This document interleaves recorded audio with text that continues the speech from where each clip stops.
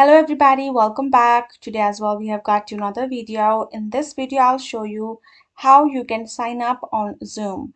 But before that, please do make sure to like our video, subscribe our channel, and yes, without any further delay, let's start. It's a very easy process. All you need to do is go to your browser and then search in xoom.com and get signed in and access the website. Once you land on their official website, you will find this kind of interface, and on the right side of section you will find sign up and log in. Now tap on sign up option.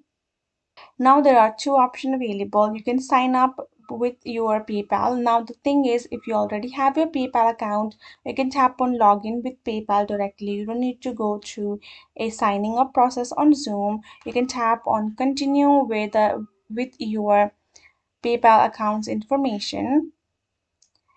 And now when you go back, you will find other option of login with Xoom or sign up with PayPal. So apparently for you to sign up on Xoom, you need to have a PayPal account, and directly you can tap on sign up with PayPal or login with PayPal.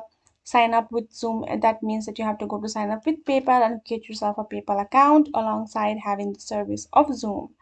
So that is the process for it. That's it.